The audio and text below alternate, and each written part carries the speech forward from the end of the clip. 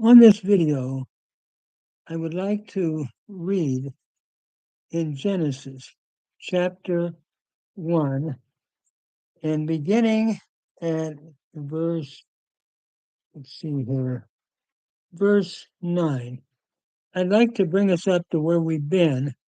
I'm going to read the Hebrew and do an English translation with commentary. It reads, Bereshit bara Elohim et ha-shamayim ve'et ha'aretz. In the beginning, God created the heaven and the earth.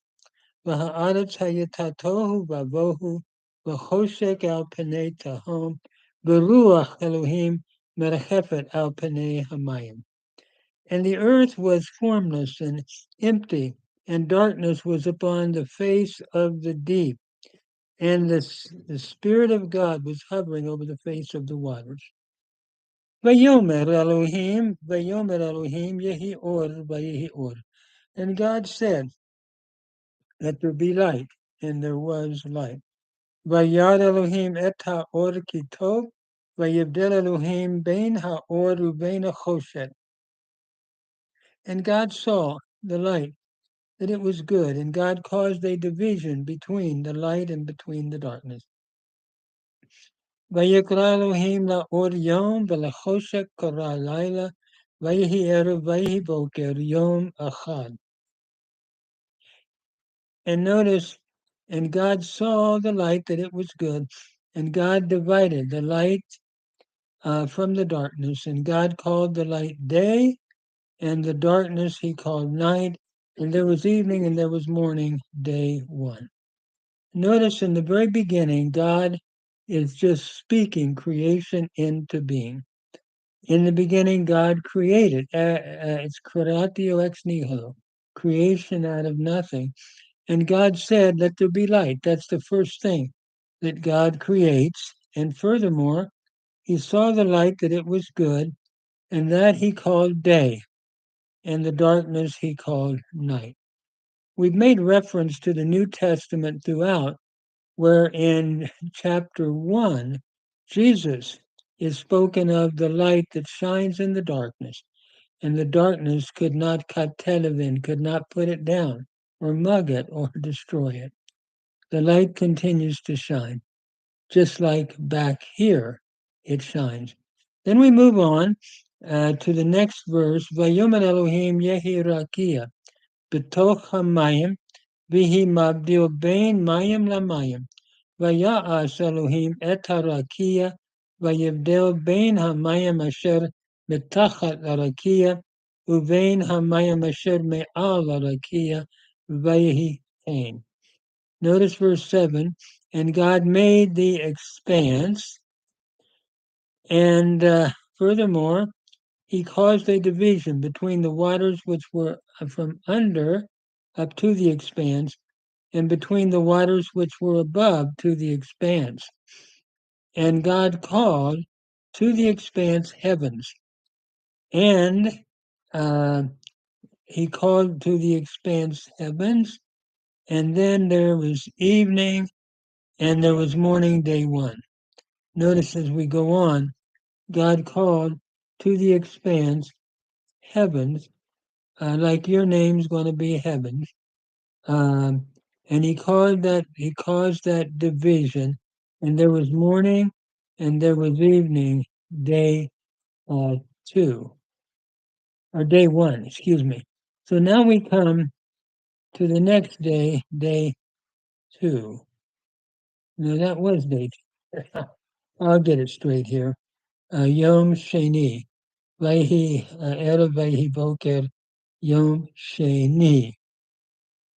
Now we come to day 3. I've already done the first 2, so I'm not doing a lot. I'm going on to verse 6.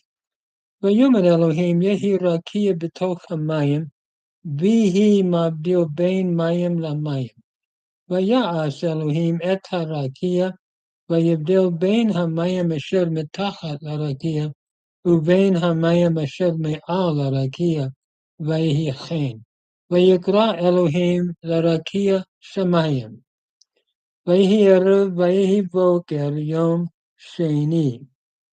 So God said, let there be an expanse, a hammered out disk in the midst of the waters, and let it divide the waters from the waters. And God made the expanse and divided the waters which were under the firmament, or the expanse, divided the waters which were from under up to the expanse, and between the waters which were above to the expanse. And it was so. And God called the expanse heavens. And there was evening and there was morning, day 2. Now we go on to day 3. And now we're coming back to, again, just read it and talk about it. So we go day 3. ויאמר אלוהים יקבעו המים מתחת השמיים אל מקום אחד, ותיראה היבשה, ויהי כן. ויקרא אלוהים ליבשה ארץ, ולמקווה המים קרא ימים, וירא אלוהים כי טוב. ויאמר אלוהים תדשא הארץ דשא, עשב מזריע זרע, עץ פרי עושה פרי למינו, אשר זרעו בו על הארץ, ויהי כן. ותוצא הארץ דשא, עשב מזריע זרע, למיניהו, ועץ עושה פרי, אשר זרעו בו למיניהו, וירא אלוהים כי טוב. ויהי ערב, ויהי בוקר, יום שלישי. So God said, let the waters be gathered together from under the heavens unto one place. That is where the waters are to be. I don't think it means one central location, but in that final place where he wants the waters to be.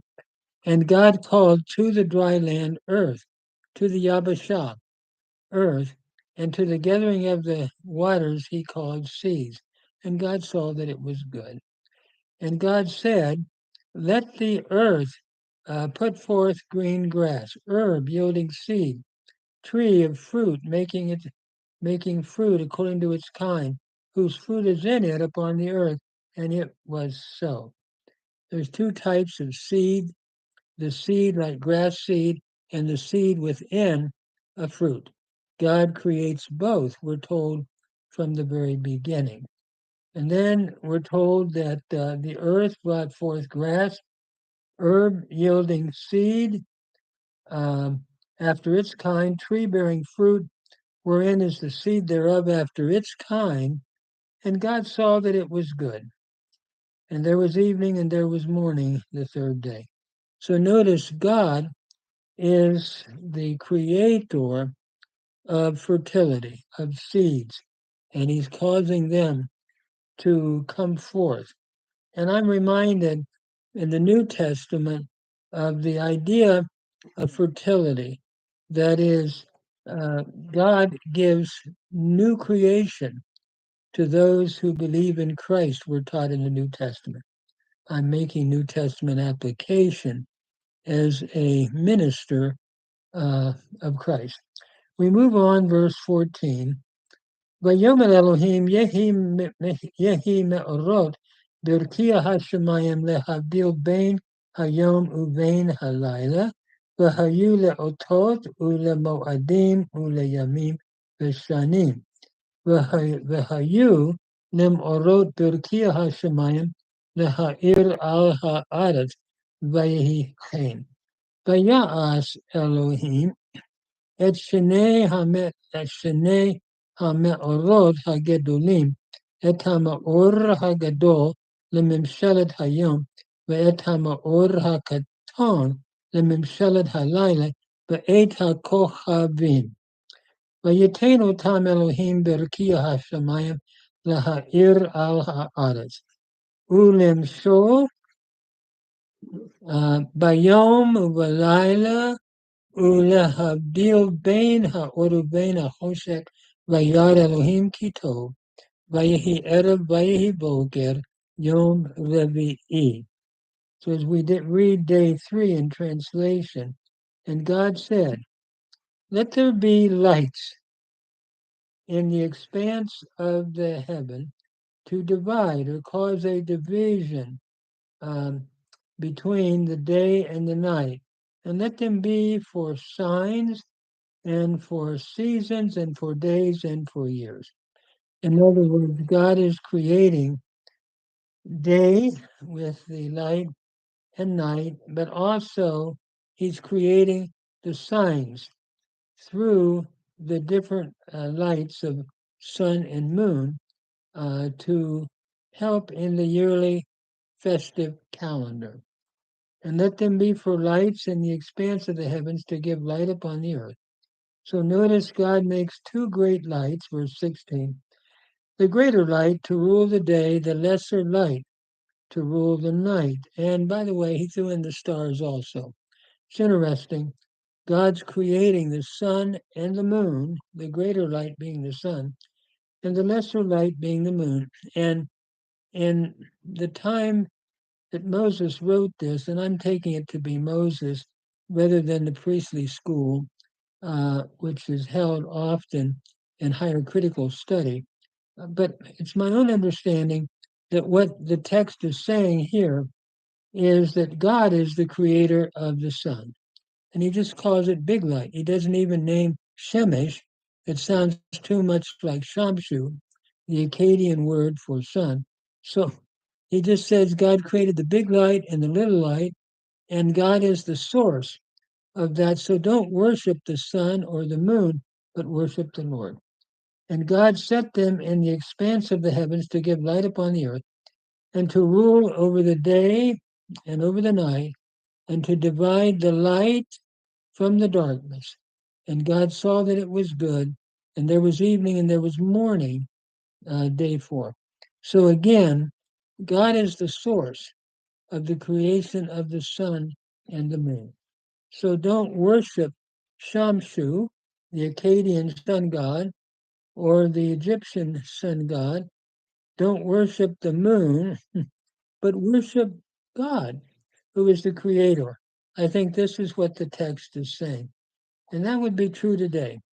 Let us not worship human creation, but let us worship the Creator, which is the Lord Himself. And as I look at the New Testament, Jesus Christ is the creator of all things as well. We're told, for example, in John 1, Panta dio tu agenita kai korisa tu agenita udachen hageganen. That is, all things were made by him, and without him was not anything made that was made. Speaking of Christ. And so in the New Testament, Christ is seen as the agent of creation. And again, I'm making New Testament application as a Christian minister to the New Testament. But when we're looking at this from its first original idea, we're seeing that you don't worship the moon or the sun. They're just big lights and little lights, big and little light, or nor do you worship the stars. It's sort of like I get amused, the stars were just thrown in. And by the way, a lot of the stars were worshipped in the ancient world, and they're just minor. They're not the big lights that you hear about in ancient Babylonian or Egyptian religion. So, what the text is saying here, God is the creator. You worship the creator, you don't worship the creation. It's a powerful apologia, a powerful apology showing the greatness of God. And in the New Testament, Christ shares that, can I say, same authority in the creation of all things.